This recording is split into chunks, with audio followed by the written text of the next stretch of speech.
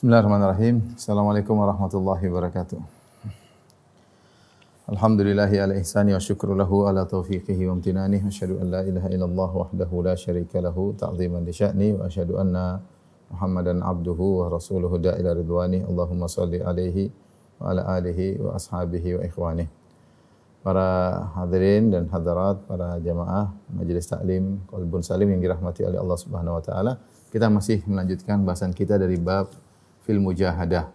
Itu bab tentang berjuang bersungguh-sungguh dalam beramal saleh. Dan insyaallah pertemuan yang terakhir dari bab al-mujahadah. Kita ulangi beberapa hadis yang kemarin sempat saya sampaikan.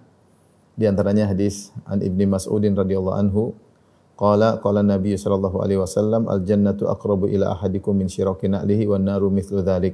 Rawahul Bukhari. Kata Ibnu Mas'ud radhiyallahu anhu, Nabi sallallahu alaihi wasallam bersabda, surga itu lebih dekat kepada kalian daripada tali sendalnya, dan neraka pun demikian.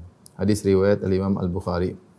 Kita tahu bahwasanya tali sendal adalah sangat dekat dengan kita. Seorang pakai sendal maka tali sendalnya sangat dekat dengan kakinya, bahkan menempel pada kakinya. Namun di sini Rasulullah SAW mengatakan bahwa surga itu lebih dekat kepada salah seorang kalian daripada tali sendalnya, menunjukkan betapa dekatnya surga. Wa naru mithlu dzalik, dan juga ternyata neraka pun demikian, betapa dekatnya neraka.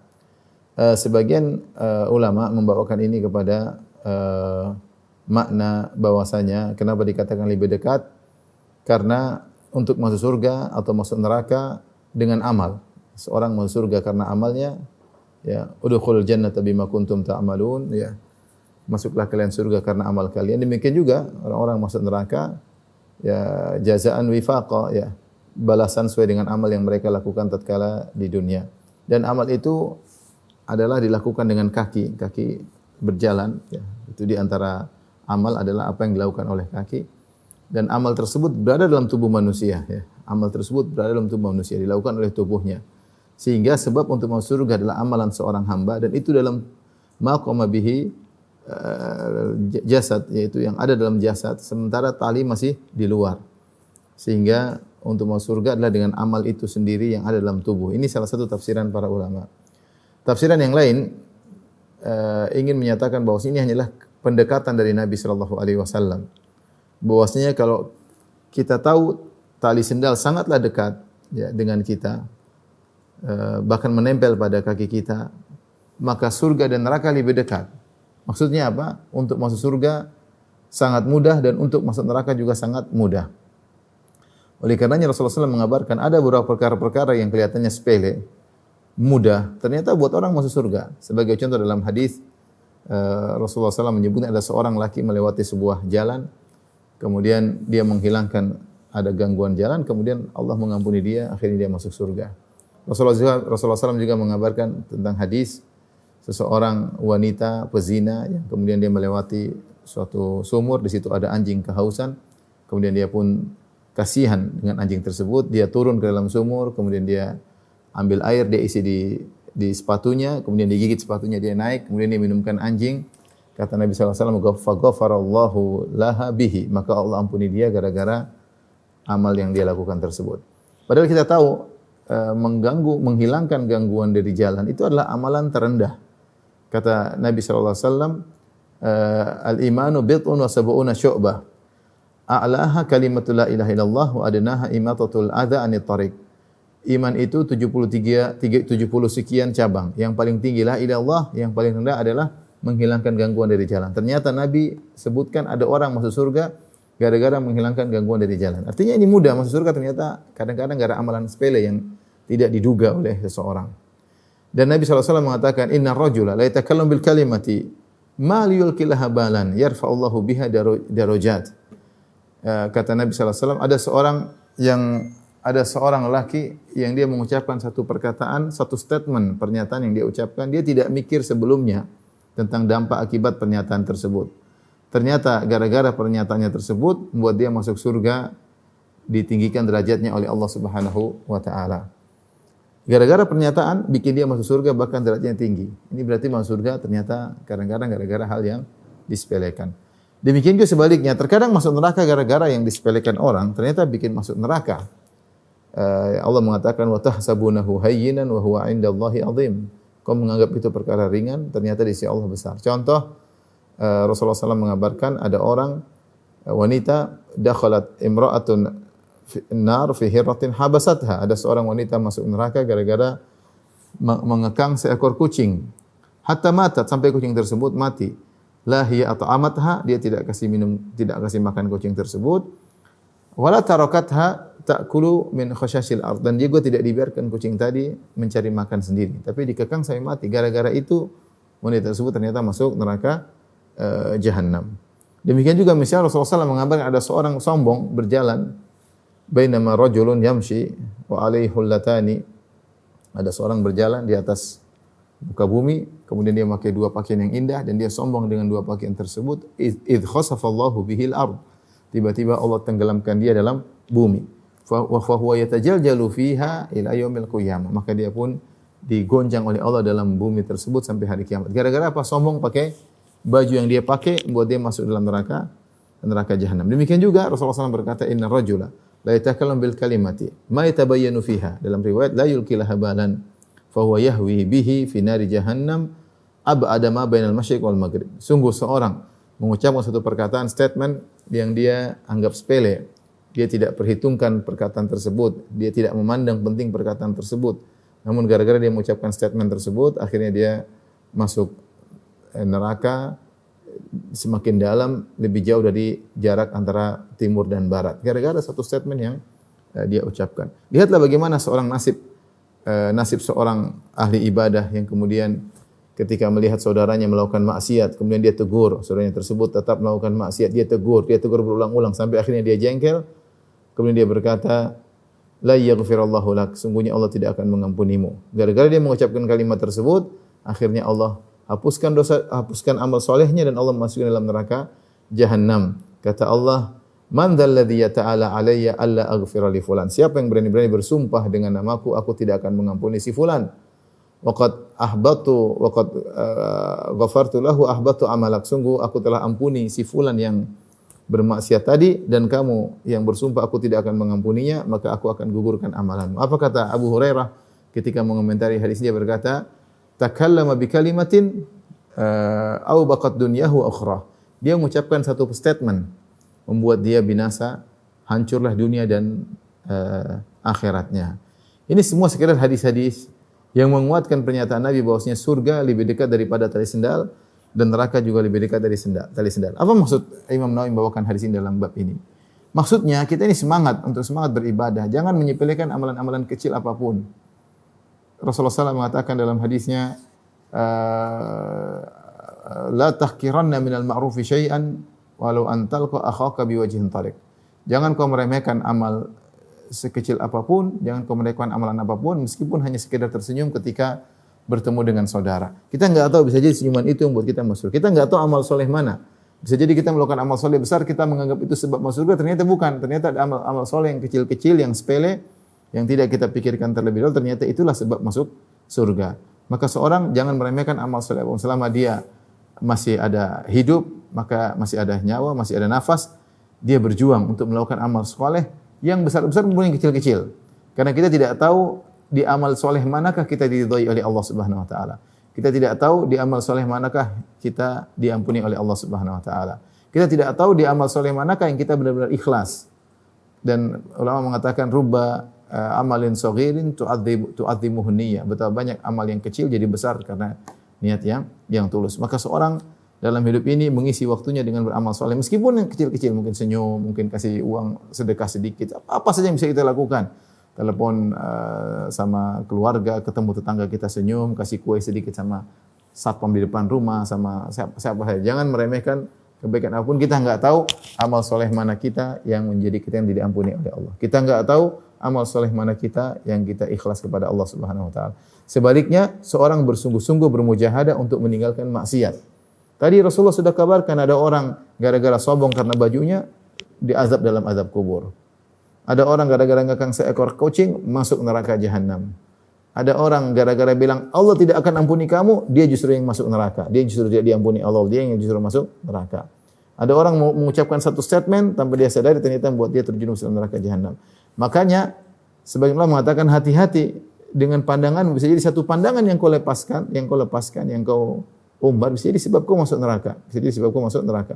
Maka seorang berusaha bertakwa kepada Allah, meninggalkan segala maksiat. Kalau dia terjerumus dalam maksiat, segera dia istighfar kepada Allah Subhanahu wa taala. Kenapa? Karena neraka sangat dekat dengan seseorang daripada tali sendalnya. Dan dia jangan meremehkan amal soleh. Kenapa? Karena amal soleh apapun bisa jadi sebab dia masuk surga, karena surga pun lebih dekat kepadanya daripada tali sendalnya. Kemudian kita lanjut hadis berikutnya. Wan Abi Firash Rabi'ah bin Ka'ab al-Aslami khadim Rasulullah sallallahu alaihi wasallam, dari Abi Firash Rabi'ah Ka'ab al-Aslami, pembantu Rasulullah sallallahu alaihi wasallam. Wa min ahli Suffah, dia dulu tinggal di Suffah. Suffah itu adalah semacam bagian belakang dari Masjid Nabawi, yang di mana orang-orang susah tinggal di tempat tersebut karena mereka tidak dapat penginapan, mereka tidak mendapatkan orang yang menampung mereka. Mereka tidak punya tempat tinggal sendiri, sehingga Rasulullah tampung mereka di bagian belakang masjid, bukan dalam masjid. Suffah itu bangunan yang disebut mulhaq, itu tambahan di bagian belakang Masjid Nabawi. Mereka tinggal situ. Dia pernah membantu Nabi, kata dia, kuntu abitu ma'a Rasulullah sallallahu alaihi wasallam fa atiyahu bi wudhu'ihi. Saya pernah tidur bersama Nabi sallallahu alaihi wasallam, lalu saya hadirkan air wudunya wa hajatihi, dan saya juga mendatangkan keperluannya. Faqala, maka Rasulullah SAW berkata kepadaku, Rasulullah mungkin senang sama dia membantu Nabi, kata Nabi, salni, mintalah kepadaku. Faqultu as'aluka murafaqataka fil jannah. Aku minta kepada engkau, wahai Rasulullah, agar aku bisa menemani engkau di surga. Ternyata dia meminta sesuatu yang sangat berat, bisa menemani Nabi di surga, dan menemani di surga adalah suatu tingkatan yang sangat tinggi. Karena kita tahu Nabi SAW tingkatan surganya tinggi. Maka Nabi tawarkan permintaan lain. Awa ghairu dzalik, tidakkah kau minta permintaan yang lain? Karena minta untuk menemaniku di surga sangat berat. Qultu huwa dzak, aku katakan itu yang aku minta, tidak ada yang lainnya. Maka apa kata Nabi sallallahu alaihi wasallam? Fa inni ala nafsika bi kathrati sujud. Bantulah aku agar bisa memberi syafaat kepadamu untuk bisa menemani aku di surga dengan banyak sujud kepada Allah Subhanahu wa taala. Dan ini hadis ini menunjukkan bahwasanya sujud punya pengaruh yang luar biasa. Salat punya pengaruh yang luar biasa. Maka seorang berusaha banyak sujud, banyak salat, karena sujud dengan cara salat, karena tidak ada ibadah sujud kecuali dengan salat atau dengan sujud tilawah. Yang dimaksud sini adalah banyak salat. Kalau suruh banyak sujud berarti banyak salat. Maka seorang berusaha berjuang untuk memperbanyak salatnya. Salat fardu insyaallah kita kerjakan. Demikian juga salat-salat sunnah. Kalau ada sempat salat duha kita salat duha, ada sempat salat lail kita salat malam, ya. Sampai diriwayatkan Imam Ahmad rahimahullahu taala salat sehari semalam 300 rakaat, yang menunjukkan bagaimana semangat beliau untuk sujud kepada Allah Subhanahu wa taala. Karena sujud punya pengaruh yang luar biasa. Kata Allah Subhanahu wa taala, wasjud waqtarib, sujudlah dan dekatlah kepada Allah Subhanahu wa taala. Ini dikuatkan lagi hadis berikutnya, hadis ke-13, an Abi Abdullah wa yuqalu Abu Abdurrahman Thauban maula Rasulullah sallallahu dari Thauban, beliau berkata, sami'tu Rasulullah sallallahu yaqul, aku mendengar Rasulullah sallallahu bersabda, alaika bi kathratis sujud, hendaknya kalian banyak sujud, hendaknya engkau banyak sujud. Fa innaka lan tasjuda lillahi sajdatan illa rafa'aka Allah biha darajah wa hata'anka biha khati'ah. Tidakkah kau sujud satu kali sujud saja kecuali Allah angkat derajatmu dan Allah akan hapuskan dosamu.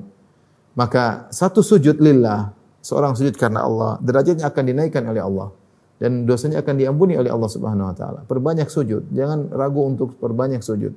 Sujud sebisa mungkin yang bisa kita lakukan. Salat malam sebisa mungkin yang kita lakukan. Semakin banyak sujud kita semakin naik. Bisa jadi ada orang kita rendahkan dia atau kita menurut mata kita dia rendah, tapi ternyata dia tinggi di sisi Allah Subhanahu wa taala. Bedanya apa? Dia banyak sujud kepada Allah.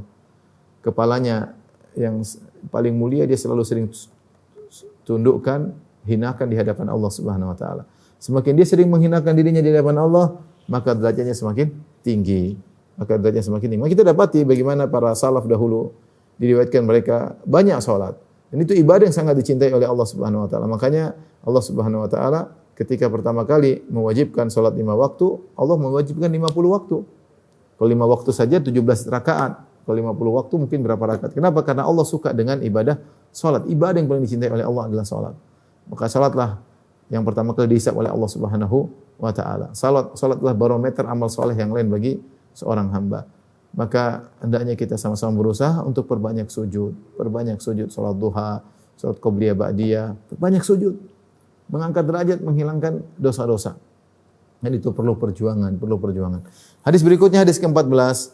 An Abi Sofwan Abdullah bin Busar al-Aslami radhiyallahu anhu qala Rasulullah sallallahu khairun nasi man tala umruhu wa hasuna amaluhu. Rasulullah SAW bersabda, sebaik-baik orang yang panjang umurnya dan baik amalnya. Ya. Yang panjang umurnya dan baik amalnya. Tentunya dalam selanjutannya itu syarrun nas, orang yang paling buruk adalah man tala umruhu, yang panjang umurnya, wa sa'a amaluhu, dan buruk amalnya. Seorang ketika diberi umur panjang oleh Allah Subhanahu wa taala, bertambah hari, bertambah tahun, maka hendaknya dia manfaatkan untuk banyak investasi untuk akhiratnya. Jangan dia buang-buang umurnya, ya. Semakin Allah tambah umurnya untuk ketaatan, maka semakin luar biasa. Sebagaimana dalam hadis yang Rasulullah sebutkan tentang kisah dua orang yang sama-sama masuk Islam, sama-sama berhijrah ke kota Madinah, kemudian yang satu meninggal terlebih dahulu karena jihad fisabilillah. Kemudian yang satu meninggalnya belakangan. Ternyata ketika di surga, justru yang meninggal belakangan setahun berikutnya baru meninggal, ternyata masuk surga terlebih dahulu daripada yang meninggal terlebih dahulu. Maka para sahabat bingung, mereka bertanya kepada Nabi, "Ya Rasulullah, kok bisa yang pertama ini lebih semangat beribadah, kemudian dia mati syahid. Yang satunya kurang begitu semangat dan dia meninggal setahun belakangan. Kok dia yang lebih dulu masuk surga daripada yang pertama?" Maka Rasulullah SAW mengatakan, "Alaisa qad asha ba'dahu sanah?" Bukankah orang yang kedua ini diberi umur panjang setahun lebih panjang daripada yang pertama? Setahun lebih panjang. "Alaisa qad adraka Ramadan fasama?" Bukankah dalam setahun tersebut dia dapat bulan Ramadan, kemudian dia berpuasa, kemudian dia salat, kam sajdah, berapa sujud dia sujud. Subhanallah, orang diberi umur panjang, maka benar-benar dia manfaatkan umurnya tersebut. Maka seorang tidak mengapa jika dia kemudian olahraga misalnya, dia jaga kesehatan untuk agar dia diberi umur lebih panjang, sebab-sebab untuk sehat, agar dia lebih banyak berinvestasi dalam akhiratnya. Karena semakin panjang umur dia diisi dengan ketakwaan, maka semakin banyak dan semakin deposit dia tentang amal soleh, pahalanya semakin banyak. Semakin banyak Al-Quran yang khatamkan, semakin banyak salat yang dia kerjakan, semakin banyak umrah yang dia kerjakan, semakin banyak bisa dia sedekahkan, semakin banyak salat malam yang dia bisa lakukan. Maka seorang yang diberi umur panjang, manfaatkan. Bukan karena merasa sehat, justru berleha-leha, bersantai-santai, oh badan saya kuat, yang lain orang udah pada tua, umur sama seperti saya tapi sudah lemah, sudah enggak kuat, saya masih kuat. Justru kamu dikasih kekuatan, kamu manfaatkan. Jangan sampai jadi sebaliknya, umur panjang tapi banyak maksiat. Umur panjang tapi masih banyak maksiat. Kita dapati sebagian orang waliyadzubillah umur sudah 60 lebih, masih nakal, masih genit, masih suka menggoda, masih bermaksiat, masih hobi maksiat. Kenapa? Dia masih dirinya sehat. Dia masih main ini, masih main anu, masih dirinya sehat. Justru orang kalau diberi kesehatan, gunakan untuk banyak beramal soleh. Karena itu berarti Allah kasih dia kesempatan untuk memperbanyak amal solehnya. Pengaruh luar biasa. Lihatlah bagaimana orang sudah meninggal dunia. Mereka mengatakan, Rabbirji'un, ya Allah kembalikan aku ke alam dunia. La'alli a'malu salihan fima tarakt. Aku ingin beramal soleh dulu yang aku tinggalkan. Dia menyesali. Ya, kalau bisa kembali, akan kembali. Sebagian mereka ketika meninggal, mereka berkata, ya Allah, idza ahdakumul maut, ya Allah, tundalah kematianku. Ya. Meskipun hanya sebentar. Fa as-saddaqu aku minas salihin. Ya. Tundalah kematianku meskipun sebentar agar aku bisa bersedekah. Mereka minta waktu tidak banyak dari Allah karena mereka tahu tentang nikmat umur itu luar biasa. Kapan mereka sadar akan betapa luar biasa nikmat umur? Ketika mereka meninggal. Ketika mereka sudah dimasukkan di alam barzah, ketika mereka sudah diadab di neraka, baru mereka tahu bahwasanya umur itu sangat besar. Ya. Oleh karenanya seseorang yang masih diberi umur, diberi usia, maka dia investasikan umurnya dengan semaksimal mungkin. Orang kalau sudah umur 40 tahun ke atas, sudah waktunya dia serius. 30 tahun dia main-main, masih 20 tahun dia masih kesana kemari, ketemu ketawa ke TV. Oke, sudah 40 tahun ke atas, hendaknya dia mulai serius. Kenapa? Karena dia semakin lemah. Kalau Allah kasih umur panjang lebih dari 60 tahun, maka itu anugerah yang harus dia manfaatkan sebaik-baiknya. Tapi kita lanjutkan.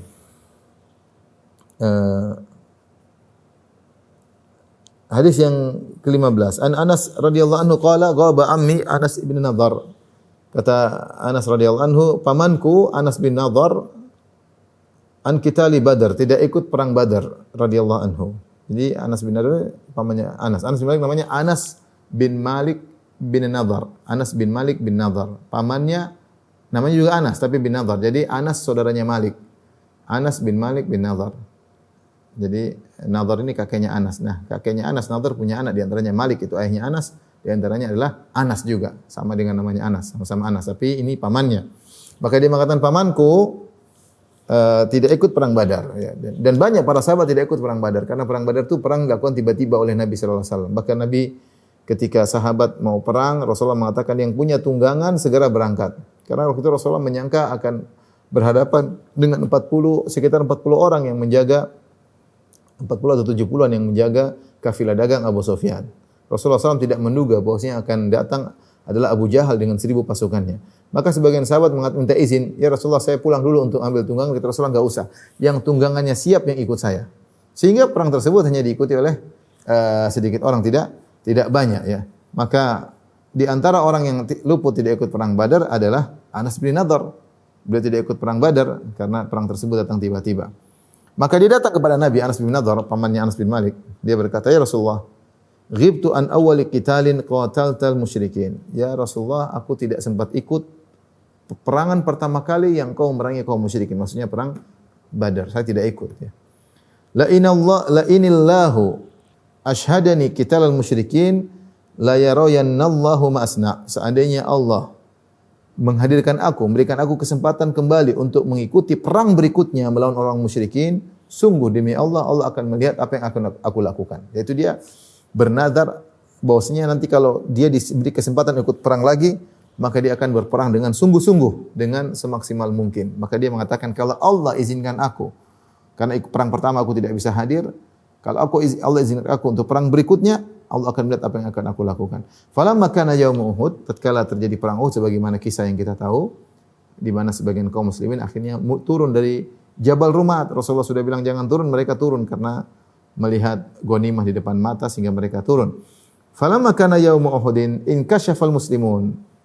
Terbukalah barisan kaum muslimin, yaitu ada kekalahan. Sebagian ada yang kabur, ada yang mundur sehingga barisan terbuka. Harusnya kokoh barisan, inkashaf terbuka. Ini menunjukkan tanda-tanda kekalahan. Maka ketika melihat kaum muslimin pasukannya mulai kosong, mundur, maka Anas bin Nadar berkata kepada Allah, Allahumma a'tadhiru ilaika mimma sana'a haula'i ashabahu. Jadi dia berkata, ya Allah, aku minta maaf kepada engkau, aku mohon uzur kepada engkau atas apa yang dilakukan oleh para sahabatku, yang di mana mereka turun dari Jabal Rumah tanpa izin Nabi SAW, di mana di antara mereka ada yang mundur, ada yang kabur, sehingga barisan kaum muslimin terbuka. Dia bilang, saya minta uzur kepada engkau ya Allah yang dilakukan oleh para sahabatku. Wa abra'u ilaika mimma sana'ahula, dan aku berlepas diri kepada engkau ya Allah dari apa yang dilakukan oleh kaum musyrikin. Itu kaum musyrikin yang membunuhi kaum muslimin, yang melukai Nabi SAW. Dia mengatakan demikian. Thumma taqaddama fastaqbalahu Sa'ad bin Mu'adz. Kemudian dia pun maju menuju lokasi perang. Ketika menuju lokasi perang, dia bertemu dengan Sa'ad bin Mu'adz radhiyallahu anhu, pimpinan suku Al-Aus. Maka dia berkata, "Ya Sa'ad bin Mu'adz, al-jannatu wa rabbil ka'bati inni ajidu rihaha min duni Uhud." Wahai Sa'ad bin Mu'adz, sungguh surga demi Rabbil Ka'bah, demi Allah Subhanahu wa taala. Inni ajidu rihaha min duni Uhud. Aku mencium bau surga dari arah lokasi perang Uhud. Aku mencium bau surga dari lokasi perang Uhud. Ini kabar gembira bagi Anas, yaitu Allah memberikan dia karamah sehingga membuat dia semakin semangat untuk berjihad karena dia telah diberikan oleh Allah kesempatan mencium aroma surga, wanginya surga dari perang lokasi perang, sehingga dia semakin semangat menuju ke lokasi perang. Qala Sa'ad bin Mu'adz radhiyallahu anhu, seorang jagoan, pimpinan suku Al-Aus. Kaum Ansar ada dua sukunya, suku Al-Khazraj, suku Al-Aus. Suku Al-Khazraj pimpinannya Sa'ad bin Ubadah, suku Al-Aus sukunya pimpinannya adalah Sa'ad bin Mu'adz. Dua-duanya jagoan, dua-duanya pemberani, anak muda. Tapi Anas bin Nadar luar biasa beraninya karena dia telah mencium aroma surga, kemudian dia masuk semangat menuju ke lokasi pertempuran. Sa'ad bin Mu'adz berkata, "Famastata'tu ya Rasulullah ma sana'." Ya Rasulullah, aku tidak mampu melakukan seperti yang dilakukan oleh Anas bin Nadar. Semangatnya luar biasa. Kalau Anas bin Malik kemudian bercerita, terjadi pertempuran, akhirnya Anas bin Nadar terluka, kemudian gugur dalam pertempuran tersebut, mati syahid. Kata Anas bin Malik, "Fawajadna bihi bid'an wa thamanina darbatan bisayf aw ta'natan biramhin aw ramyatan bisaham." Ternyata kami cek jasad Anas bin Nadhr ini, kami temukan 80 lebih luka. 80 lebih bekas luka dalam tubuhnya. Ada bekas luka karena sayatan pedang, dan ada bekas luka karena tombak, dan ada bekas luka karena panah. Subhanallah, lihatlah bagaimana para sahabat ketika bertempur, luar biasa. Ya. 80 lebih luka ada dalam tubuhnya. Bukan 1, 2, 80 luka lebih. Menunjukkan mereka ketika bertempur, mereka tidak kabur sama sekali. Luka dari kanan, dari kiri, dari depan, dari belakang, mereka terus bertempur. Kalau kita mungkin kalau bertempur didapati sekali luka langsung mati. Ditikam langsung mati. Sahabat 80 lebih. Ada bekas tombak, ada bekas pedang, ada bekas panah. Luar biasa kuatnya, luar biasa. Sehingga ditemukan dalam tubuhnya 80 luka lebih. Ini menunjukkan himmah aliyah, tekad yang kuat, tekad baja. Sehingga dia baru bisa gugur setelah terkena 80 lebih luka. Luar biasa ya. Wajadnahu qad qutila wa mathala bil musyrikun. Bahkan ketika dia meninggal, tidak ada yang kenal dia. Sebagian kaum musyrikin memotong-motong ujungnya. Mustilah itu dipotong hidungnya, potong telinganya, potong jarinya, seperti itu.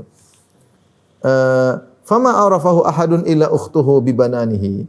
Akhirnya ketika dicari, tidak ada yang kenal Anas bin Nadhr karena dipotong hidungnya, dipotong telinganya. Tapi ada saudari perempuannya yang kenal. Dilihat jarinya, ini jari kakakku atau jari saudaraku, ini jari Anas bin Nadhr. Maka meninggallah dia, mati syahid setelah sebelumnya dia mencium aroma wangi surga dari arah lokasi perang Uhud. Anas bin Malik berkata, "Kunna nara aw nadhunnu anna hadhihi al-ayah nazalat fihi wa fi ashbahihi." Menurut kami memandang atau kami menyangka ayat ini, yaitu ayat dalam surat Al-Ahzab 33 ayat 23 turun kepada seperti Anas bin Nadhr dan yang semisalnya. Itu ayat firman Allah Subhanahu wa taala, "Minal mu'minina rijalun shadaqu ma ahadullah alaihi, faminhum man qada nahbahu wa minhum man yantazir, wa ma badalu tabdila." Itu firman Allah Subhanahu wa taala, di antara kaum mukminin ada orang-orang yang jujur kepada Allah atas apa yang mereka janjikan kepada Allah. Karena Anas bin Nadhr berjanji, "La in ashhadani Allah qitalal musyrikin la yarayannallahu ma asna." Dia berjanji, "Ya Allah, kalau kau buat aku berkesempatan untuk menghadiri perang berikutnya, kau akan lihat apa yang akan aku lakukan." Dia bersumpah, dia berjanji, dan dia tepati janji. Berperang dengan sehebat-hebatnya, sehingga didapati dalam tubuhnya 80 luka lebih, dan meninggal mati syahid. Maka inilah yang dimaksud oleh firman Allah, "Minal mu'minin," di antara orang beriman, "rijalun shadaqu ma ahadullah alaih." Ada orang-orang yang jujur, yang tulus, yang membenarkan, membuktikan janji mereka kepada Allah Subhanahu wa taala. Faminhum man qada nahbahu, di antara mereka ada yang mati syahid. Wa minhum man yantazir, di antara mereka ada yang masih menunggu perang berikutnya. Wa ma badalu tabdila, dan mereka tidak pernah merubah janji mereka kepada Allah Subhanahu wa taala. Ini hadis dalam riwayat, la yarayannallah, sungguh Allah akan melihat apa yang akan lakukan. Dalam sebagian riwayat, la ruyannallah, sungguh Allah akan memperlihatkan kepada kalian apa yang aku lakukan. Dia itu berjanji, sungguh Allah akan perlihatkan bagaimana kehebatan perangku di hadapan kalian. Dan ini menunjukkan bagaimana kuatnya keyakinan dia kepada Allah. Dia bilang kalau Allah kasih kesempatan, dalam riwayat kalau kita yang baca tadi, la yarayannallah, yaitu sungguh Allah akan melihat apa yang akan aku lakukan. Dalam riwayat yang lain dibaca la yuriyannallah, sungguh Allah akan memperlihatkan kepada kalian bagaimana kehebatan itu dalam berperang. Itu dia minta kepada Allah, dia berdoa kepada Allah, dan Allah kabulkan doanya. Begitu dia berperang, dia bukan sekali tusuk mati, 2 kali tusuk mati, 3 kali tusuk, enggak, 80 lebih baru dia gugur. Menunjukkan dia bertempur dengan sehebat-hebatnya. Inilah bagaimana berjuang dalam beramal soleh. Ya. Sahabat seperti Anas bin Nadhr radhiyallahu anhu, yang tekad baja, kemudian berani maju dalam medan pertempuran, yang dicari surga Allah Subhanahu wa taala. Tentu kita masih jauh dari mereka. Kita baca cerita-cerita mereka ini untuk kita semangat. Bos, hidup kita ini harus bermanfaat. Hidup kita ini harus investasi dengan amal soleh. Kita terlalu banyak buang umur, terlalu banyak ngobrol, terlalu banyak nonton, terlalu banyak baca medsos, terlalu banyak komentar, terlalu banyak baca komentar orang, terlalu banyak nimpali komentar orang, umur terbuang, Al-Quran tidak tamat, ya. Buku tidak sempat dibaca, sholat 2 tidak sempat, sholat malam ngantuk. Aduh, repot. Sudah sampai diberi izin Allah ke kota tanah suci, sibuk lagi foto sana, foto sini, kirim sana, kirim sini. Coba kita gunakan untuk berzikir kepada Allah Subhanahu wa taala. Oleh karenanya seorang diberi umur oleh Allah maka dia berjuang untuk beribadah kepada Allah Subhanahu wa taala. Hadis berikutnya, An Abi Mas'ud Uqbah bin Amr Al-Ansari Al-Badri qala radhiyallahu anhu. Beliau berkata dari Abu Mas'ud radhiyallahu anhu, beliau berkata, bukan Ibnu Mas'ud. Ada Abu Mas'ud, ada Ibnu Mas'ud. Kalau Abu Mas'ud Al-Ansari, Ibnu Mas'ud sahabat yang awal-awal masuk Islam. Qala Abu Mas'ud berkata, "Lamma nazalat ayatus sadaqah, kunna nuhamil ala zuhurina." Subhanallah. Ketika turun ayat tentang sedekah, yaitu bersedekahlah, berinfaklah. Kunna nuhamil ala zuhurina. Kami dahulu tidak punya uang, maka kami kerja. Kami pergi ke pasar, kami ngangkat barang supaya punya uang untuk bisa bersedekah. Luar biasa para sahabat. Turun ayat, bersedekahlah, enggak punya duit kerja. Pergi ke pasar, ngangkat barang, nuhamil, kami angkat barang dapat duit, kami sedekahkan. Faja'a rajulun fatasaddaqa bi syai'in katsir. Kemudian datang seorang bersedekah kepada Nabi dengan sedekah yang banyak. Faqalu, ternyata ada orang munafik. Orang munafik komentar terhadap sedekah para sahabat yang banyak. Faqalu mura'in, kata mereka ini orang riya. Sedekah banyak-banyak di depan Nabi, riya. Sebaliknya waja'a rajulun akhar fatasaddaqa bi sha'in. Ternyata ada orang yang mungkin tidak punya apa-apa, dia cuma sedekah satu sekitar 3 kilo gandum atau 3 kilo korma. Orang-orang munafik komentar lagi, innallaha laghaniyun an sa'i hadza. Allah tidak butuh dengan sedekah yang sedikit begini. Jadi apa yang dilakukan salah. Orang munafik, ada orang tidak suka dengan para sahabat. Ya, setiap melakukan banyak ditegur, salah pun sedikit pun ditegur.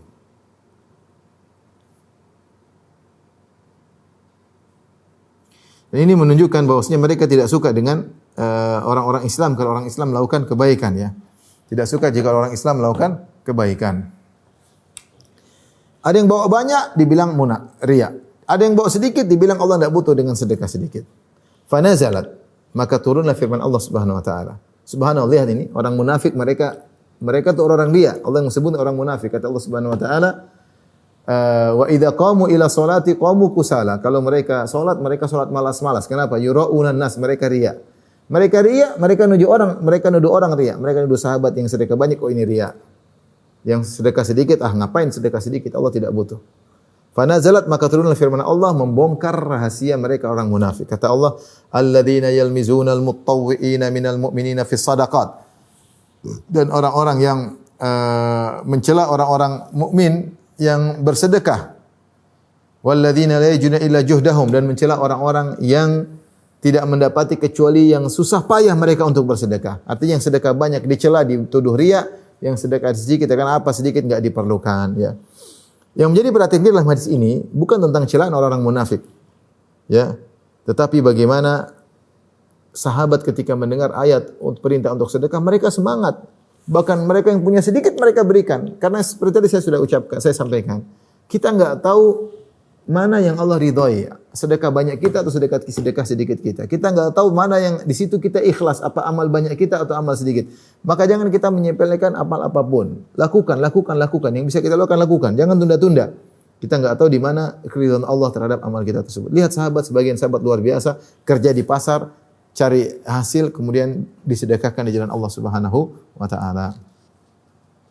Allah mengatakan sakhirallahu fayaskharuna minhum sakhirallahu minhum. Mereka mengejek kaum mukminin.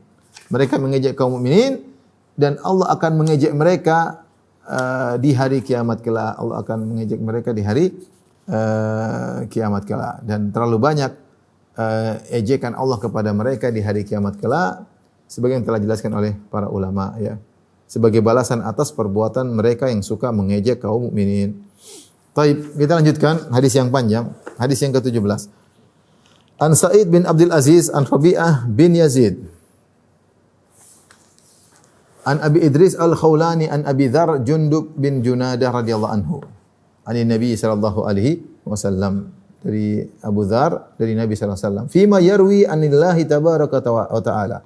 Di mana Nabi sallallahu alaihi wasallam meriwayatkan dari Allah, itu disebut hadis qudsi. Nabi SAW meriwayatkan dari Allah Subhanahu wa taala. Annahu qala, bahwasanya Allah berfirman, "Ya ibadi inni haramtu dzulma ala nafsi wa ja'altuhu bainakum muharraman fala tadzalamu." Wahai hamba-hambaku, sungguhnya aku mengharamkan berbuat zalim atas diriku. Yaitu aku mengharamkan diriku untuk melakukan perbuatan zalim. Wa ja'altuhu bainakum muharraman, dan aku menjadikan haram di antara kalian. Fala tadzalamu, maka janganlah kalian saling menzalimi.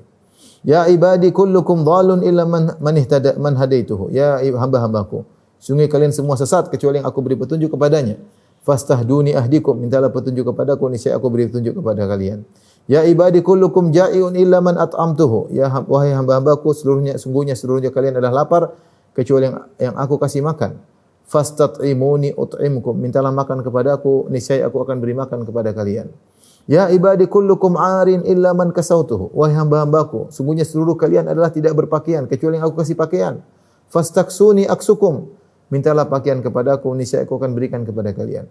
Ya ibadi innakum tukhti'una bil-laili wan nahar. Wahai hamba-hambaku, sungguhnya kalian melakukan kesalahan di malam hari dan siang hari.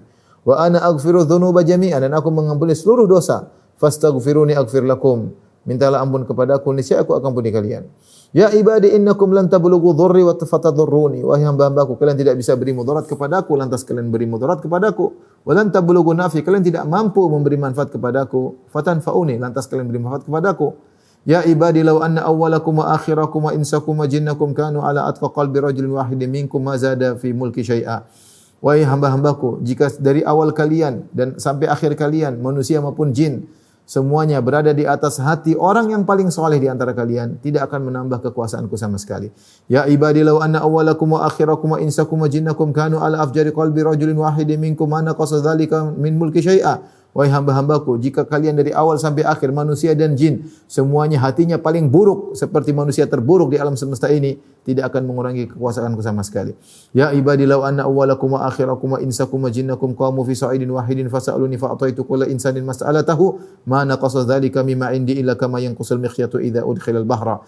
Wahai hamba-hambaku, jika kalian orang pertama sampai akhir, jin yang pertama sampai terakhir, semuanya berkumpul di satu daratan, semua berkumpul di satu dataran, semuanya minta kepadaku.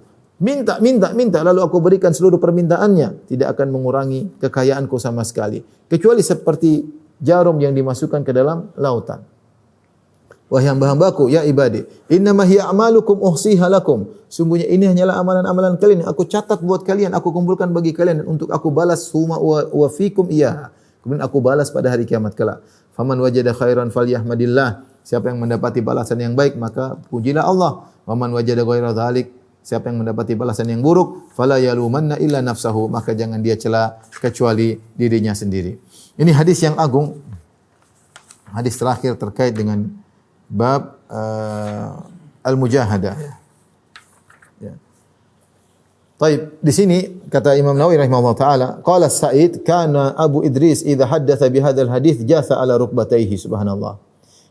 Abu Idris Al-Khawlani, seorang perawi yang saleh. Kalau dia menyampaikan hadis ini, dia jasa ala rukbatayhi, maka dia meletakkan kedua lututnya di tanah, kemudian dia menyampaikan hadis ini, saking agungnya hadis ini. Tentang bagaimana agungnya dan luasnya rahmat Allah Subhanahu wa taala. Kemudian kata Imam Nawawi, wa rawaina 'anil Imam Ahmad atau ruwina 'anil Imam Ahmad bin Hanbal rahimahullah qala laisa li ahli Syam haditsun asrafu min hadzal hadits. Kata Imam bin Ahmad bin Hanbal, tidak ada hadis yang diriwayatkan oleh penduduk negeri Syam yang lebih mulia daripada hadis ini. Ya, perawinya dari penduduk negeri Syam. Hadis yang paling mulia hadis ini. Kita baca kembali. Hadis ini adalah hadis yang agung. Di mana Nabi SAW meriwayatkan dari Allah Subhanahu wa taala yang disebut dengan hadis qudsi. Ini disebut dengan hadis qudsi, ya. Yaitu Nabi meriwayatkan dari Allah Subhanahu wa taala. Namun dia bukan Al-Qur'an. Dia bukan. Oleh karenanya hadis qudsi boleh diriwayatkan dengan makna. Adapun Al-Qur'an tidak boleh diriwayatkan dengan makna, harus diriwayatkan dengan apa? Lafal.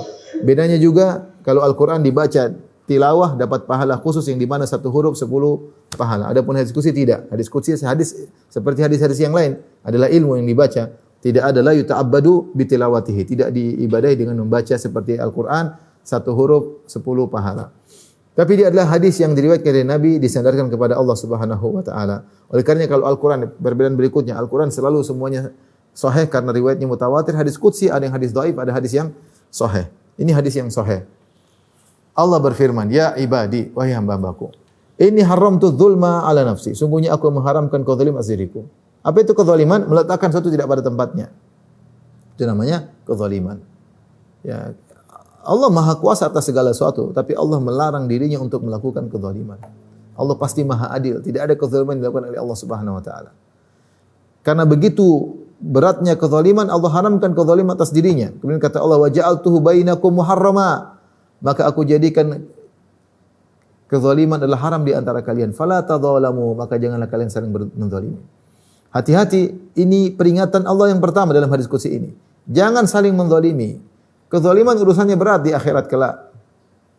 Dan kezaliman itu kembali kepada 3 perkara, kepada harta, kepada darah, kepada harga diri. Kata Rasulullah SAW dalam haji wada, inna dima'akum wa amwalakum wa aradakum haramun alaikum ka hurmati yaumikum hadha. Ya. Fi baladikum hadha. Fi syahrikum hadha. Kata Nabi SAW, sungguhnya darah kalian haram, jangan saling ditumpahkan. Harta kalian haram, jangan mengambil harta orang lain. A'radakum, harga diri kalian haram, jangan dinodai. Haram sebagaimana hari ini, itu hari yang mulia. Di bulan ini, ya, sebagaimana kemuliaan bulan Dzulhijjah. Fi baladikum hadza, sebagaimana di tanah suci ini. Ya. Oleh karenanya di kota Mekah, yang ada aturan dalam kota Mekah, maka semua kezaliman kembali kepada 3 perkara. Jangan sampai kita meninggal dunia kita berbuat zalim sama orang sama sekali. Dan itulah wasiat Ibnu Umar ketika ada seorang menulis surat kepada Ibnu Umar, ya Ibnu Umar, ya ajarkanlah kepada aku seluruh ilmu. Maka Ibnu Umar menjawab permintaan orang tersebut. Ibnu Umar mengatakan innal ilma katsir. Ilmu itu banyak, mau diajarkan banyak sekali. Walakin, tapi ada kesimpulannya. In istata'ta an talqallah, jika kau mampu bertemu Allah Subhanahu wa taala, ya. Khafif adh-dhahr, ya. Khamis al-batan, kafal lisan, mulazim li jamaatil muslimin faf'al. Tapi kalau mampu bertemu Allah dengan 4 perkara ini. Pertama, khafif adh-dhahr. Punggungmu ringan, kau tidak menanggung beban hak orang lain. Khamis al-batan, perutmu kosong, tidak makan harta orang lain. Kafal lisan, jaga lisanmu, tidak mencela harga diri orang lain. Mulaziman li jamaatil muslimin, tidak memberontak kepada penguasa kaum muslimin, faf'al, maka lakukanlah. Lihat bagaimana Ibnu Umar radhiyallahu anhu ketika dikatakan aniktub ilayya al-ilma kullahu, tulislah seluruh ilmu kepadaku. Karena ilmu sangat banyak. Ibnu Umar ingin menulis tentang ringkasan ilmu. Apa ringkasan ilmu? Ternyata beliau mengatakan ringkasan itu jangan buat zalim sama orang. Jangan sampai kau meninggal dalam kondisi beban menanggung hak orang lain. Berbuat zalim apa? Menahan hak orang lain itu berbuat zalim. Jangan kau meninggal bertemu dalam kondisi kau makan harta orang lain sehingga perutmu tidak kosong, perutmu diisi dengan harta orang lain. Dan jangan kau meninggal dalam kondisi lisanmu tidak kau kontrol sehingga kau menjatuhkan harga diri orang lain. Maka Ibnu Umar mengatakan kalau meninggal tidak berbuat zalim sama orang lain kau akan selamat. Makanya apa kata Imam Syafi'i atau diriwayatkan beliau berkata, bi'saz zat ilal ma'at al-udwanu 'alal ibad. Seburuk-buruk bekal menuju Allah hari kiamat adalah berbuat zalim kepada orang lain. Sufyan Ats-Tsauri diriwayatkan berkata, la antalqallaha bisab'ina dzamban fima bainaka wa bainal ibad ahwan 'alaika min antalqahu bi dzambin wahidin fima bainaka wa bainallah. Kau bertemu dengan Allah membawa 70 dosa. Ya. 70 antalqallah bisab'ina dzamban fima bainaka wa bainallah. Kau bertemu Allah dengan bawa 70 dosa antara engkau dengan Allah, ahwan 'alaika min antalqahu bi dzambin wahidin fima bainaka wa bainal ibad. Daripada kau ketemu Allah dengan bawa 1 dosa antara kau dengan orang lain. Repot. Kita enggak mau di akhirat kita disidang dengan orang-orang yang kita hadapi. Makanya ketika Umar bin Khattab ditikam oleh Majusi, Umar bertanya, siapa yang bunuh saya? Majusi. Kata dia, alhamdulillah yang tidak menjadikan saya bermasalah dengan orang mukmin pada hari kiamat kelak. Jangan cari masalah sama orang mukmin. Kita enggak tahu kita di posisi benar atau salah. Disidang oleh Allah perkara yang berat. Makanya jangan menzalimi orang. Kalau ada masalah pastikan kita yang terzalimi, bukan kita yang menzalimi. Pastikan kita yang zalim. Biarlah kita yang dicaci maki, biarlah kita yang diambil harta. Jangan sampai kita yang menzalimi orang lain. Pastikan. Kalau Anda memastikan Anda yang dizalimi, bismillah. Tapi kalau Anda ragu Anda yang menzalimi atau tidak, maka segera selesaikan sebelum diselesaikan di akhirat di sidang di depan Allah Subhanahu wa taala. Karena kezaliman dzulumatun yaumal qiyamah. Berbuat zalim adalah kegelapan yang bertumpuk-tumpuk pada hari kiamat kelak. Maka itu yang diwasiatkan oleh Allah pertama kali, fala tadzalamu, janganlah kalian menzalimi. Yang kalian menzalimi, jangan, ikhwan.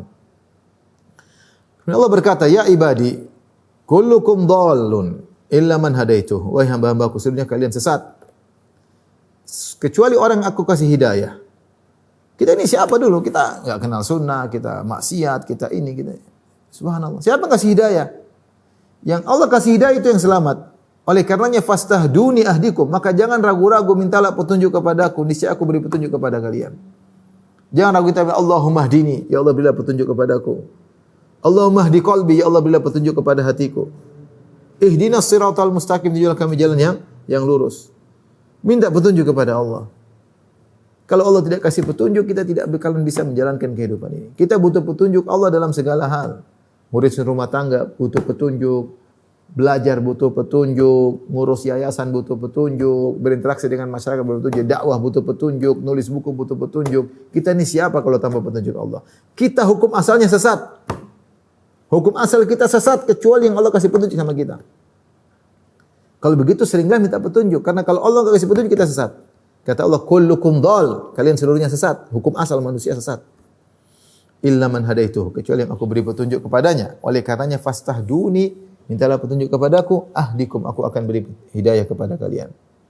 Allah berfirman lagi, ya ibadi kullukum ja'i', wahai hamba-hambaku, kalian seluruhnya adalah lapar. Illa man at'amtuhu, kecuali aku kasih makan. Kita ini lapar. Siapa yang kasih makan kita? Allah. Yang tumbuhkan tumbuhan Allah. Yang turunkan hujan Allah Subhanahu wa taala, yang menciptakan biji Allah, yang menciptakan tanah Allah Subhanahu wa taala. Kalau ditanam tumbuh, yang tumbuhkan juga Allah Subhanahu wa taala. Allah yang menyiapkan semuanya. Kita bisa makan, bayangkan prosesnya panjang. Ada orang-orang yang kerja, ada petani, ada yang memetik, ada yang punya kendaraan ini butuh bensin, butuh pom bensin. Ada semua ini yang gerakan Allah sampai kita hidang di hadapan kita, kemudian kita makan. Siapa yang kasih makan? Allah Subhanahu wa taala. Kalau ada dari serangkaian ini terputus, tidak sampai makanan kepada kita. Taruhlah bensin semua habis. Taruhlah kendaraan semua rusak. Siapa yang mau kasih makanan ke kita? Yang ngantar makanan kepada kita? Enggak ada yang bisa dimasak, enggak ada yang bisa diantar. Ya. Kalau ada hama kemudian merusak tanaman, kita enggak bisa makan buah-buahan. Ya. Oleh karena semua ini telah diatur. Allah mengatakan, kalian asalnya adalah lapar kecuali yang aku kasih makan. Fastat'imuni ut'imkum, mintalah makan kepadaku, niscaya aku akan beri makan kepada kalian. Kata sebagian ulama, kalau minta kepada Allah, tidak usah malu-malu, minta makan pun boleh. Jangan bukan minta yang besar-besar saja, minta makan pun boleh. Lihatlah Nabi Musa alaihissalam ketika kelaparan. Ya. Ya. Kemudian Musa setelah membantu dua orang wanita, dia pun pergi di bawah sebuah pohon. Kemudian dia berkata, Rabbi inni lima anzalta ilayya min khairin faqir, dalam surat Al-Qasas. Ya Allah, sungguh aku ini butuh dengan kebaikanmu. Kata para ulama, Nabi Musa minta roti dalam tafsir para salaf. Lapar dia, minta roti sama Allah Subhanahu wa taala. Aku butuh dengan makanan ya Allah. Allah kasih, Allah kabulkan langsung dia diundang sama calon mertuanya dikasih makan. Jadi kita diminta sama Allah apa saja. Sampai di sini dalam sebagian salaf dia berdoa kepada Allah agar meminta garam dalam makanan. Makanan hambar dia berdoa sama Allah, ya Allah berikanlah garam pada makanan. Allah kabulkan. Kita kalau minta sama orang kita malu karena orang-orang itu asetnya terbatas, duit mereka terbatas. Minta sama Allah enggak usah malu-malu. Allah punya segalanya. Allah kasih kita kita enggak akan ada kekurangan bagi Allah Subhanahu wa taala. Minta makan sama Allah daripada kita ngemis sama orang, minta makan sama Allah Subhanahu wa taala. Allah berfirman, ya ibadi kullukum adin ila man kasautuhu. Wahai hamba-hambaku, kalian seluruhnya adalah telanjang, tidak berpakaian kecuali yang aku kasih pakaian. Fastaksuni aksukum, maka mintalah pakaian kepadaku, niscaya aku akan berikan kepada kalian. Pakaian pun minta sama Allah. Kemudian Allah sebutkan tentang lemahnya manusia. Ya ibadi innakum tukhti'una bil-laili wan-nahar. Wahai hamba-hambaku, kalian tiap hari dosa. Kita. Siapa? Kita ini hamba-hamba Allah. Tukhti'una bil-laili wan-nahar, salah di siang hari, di malam hari pun salah. Dosa siang, dosa malam. Ada dosa siang, dosa malam. Subhanallah. Kita. Siang ada dosanya, malam ada dosanya. Tapi Allah mengatakan apa? Wa ana aghfiru dzunuba jami'an. Aku mengampuni seluruh dosa.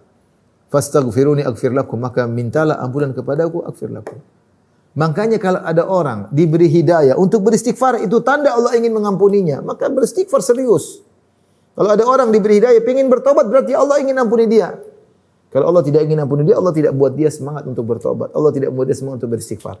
Maka seorang kalau istighfar, serius, ya Allah ampuni aku. Ya Allah terimalah tobatku.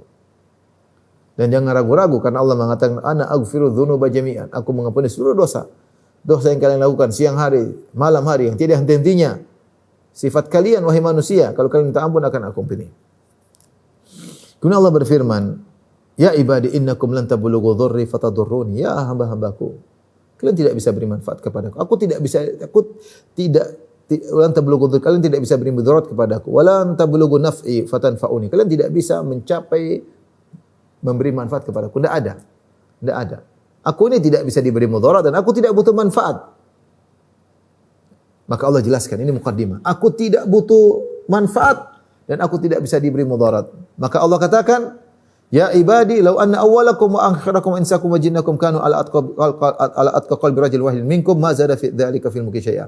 Wahai hamba-hambaku, seandainya kalian seluruhnya dari manusia pertama Nabi Adam sampai manusia terakhir hari kiamat, jin pertama sampai jin terakhir, semuanya hatinya bertakwa. Semua hatinya seperti Muhammad sallallahu alaihi wasallam. Semua di atas muka bumi hatinya seperti Muhammad sallallahu alaihi wasallam.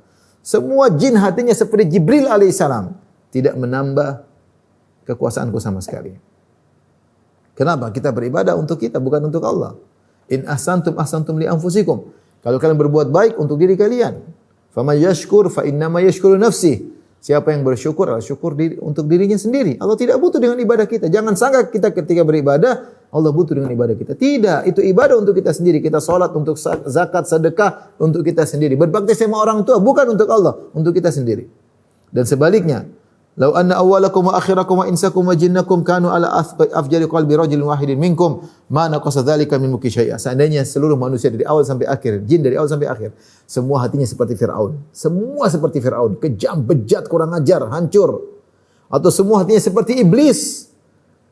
Ma naqasa dzalika min mulki syai'a. Tidak akan mengurangi kekuasaan Allah sama sekali. Karena tidak ada yang Allah tidak ada bisa beri mudarat kepada Allah.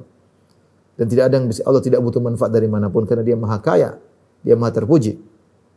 Kemudian Allah menjelaskan tentang bagaimana kekayaan Allah yang tanpa batas. Ya ibadi law anna awwalakum wa akhirakum wa insakum wa jinnakum qamu fi sa'idin wahidin. Wahai hamba-hambaku, kalau kalian seluruh manusia, jin, dari awal sampai akhir berdiri di satu dataran, semuanya minta. Setiap orang, coba misalnya kita 1 juta orang, satunya enggak usah banyak, 1 juta orang. Satu orang minta, dikasih waktu oleh Allah 5 jam minta. Minta ini, minta ini, minta 5 jam suruh doa. Dan semuanya dikabulkan. Semua 1 juta, setiap orang doa 5 jam, dan semuanya dikabulkan. Betapa banyak yang mereka minta. Apakah mengurangi kekayaan Allah? Tidak mengurangi sama sekali. Jangankan minta 5 jam, minta seharian penuh, minta setahun penuh. Seluruh manusia, bukan 1 juta orang, miliaran orang, triliunan jin, semuanya minta. Semua dikabulkan oleh Allah. Tidak akan mengurangi kekayaan Allah. Karena Allah mencipta, kun fayakun, jadi maka jadilah. Tidak seperti manusia yang asetnya terbatas. Allah mengatakan, maka aku kabulkan seluruh permohonannya, maka tidak mengurangi kekayaanku sama sekali. Kecuali seperti jarum dimasukkan di air laut. Coba kalau jarum masuk air laut, diangkat, akan ada 1 tetesan. Berkurang apa? Berkurang 1 tetesan, kemudian tetesan tersebut jatuh lagi. Dimasukkan jarum. Angkat, kan ada air tetesnya. Itu jatuh lagi. Tidak mengurangi sama sekali kan. Subhanallah. Kalau begitu, kenapa kalian beribadah? Allah tidak butuh dengan ibadah kalian. Kalian mau maksiat, tidak ada pengaruh bagi Allah. Allah ingatkan, ya ibadi, innama hiya a'malukum uhsiha lakum. Itu hanyalah amal kalian. Aku catat, aku kumpulkan, aku suruh malaikat catat semuanya.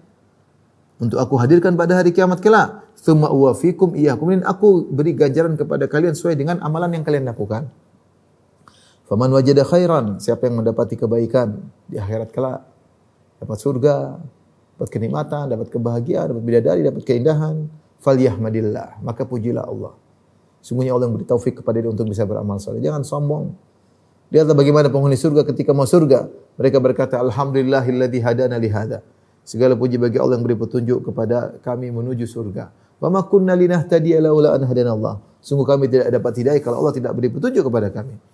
Adapun sebaliknya, wa man wajada ghaira dzalik, siapa yang mendapati ternyata balasannya buruk, dosa, neraka, fala yalumanna illa nafsa, maka jangan dia cela kecuali dirinya sendiri. Jangan cela orang, jangan cela temannya, cela diri sendiri. Kau kenapa salah milih teman? Kenapa kau ikut-ikutan? Makanya pada hari kiamat ketika Allah pertemukan antara yang diikuti dengan mengikuti, sama-sama masuk neraka, saling mencela, percuma. Tidak mungkin yang mengikuti mati, ya Allah, mereka yang sebabkan kami. Tidak ada. Kamu tidak mungkin ikut kecuali kamu punya nafsu juga. Makanya kata Allah, fala yalumanna illa nafsah. Kalau dia sudah masuk neraka, jangan dia cela orang lain. Jangan cela temannya, jangan cela gurunya, percuma dia sendiri punya hawa nafsu, kenapa ngikuti itu? maka yang dia pantas untuk dicela adalah dirinya sendiri. Demikianlah hadirin dan hadirat yang dirahmati Allah Subhanahu wa taala. Ini hadis terakhir tentang al-mujahadah, maka beri peringatan kepada kita untuk semangat beribadah kepada Allah mumpung masih bisa bernafas, mumpung masih beraktivitas, mumpung masih punya duit.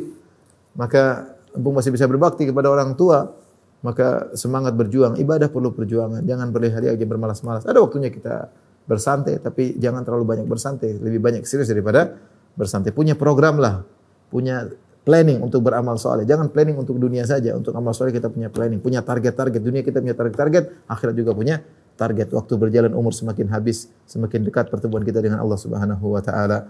Ajal datang kapan saja tanpa pemberitahuan biasanya. Apalagi di hari kiamat kala, menjelang hari kiamat, di antara ciri hari kiamat al-mautul mufaji', banyak kematian yang datang tiba-tiba tanpa pemberitahuan. Baik, demikian saja ikhwan dan akhwat yang rahmatillah subhanahu wa taala. Insyaallah kita bertemu di kesempatan yang lain. Wabillahi taufiq wal hidayah. Assalamualaikum warahmatullahi wabarakatuh.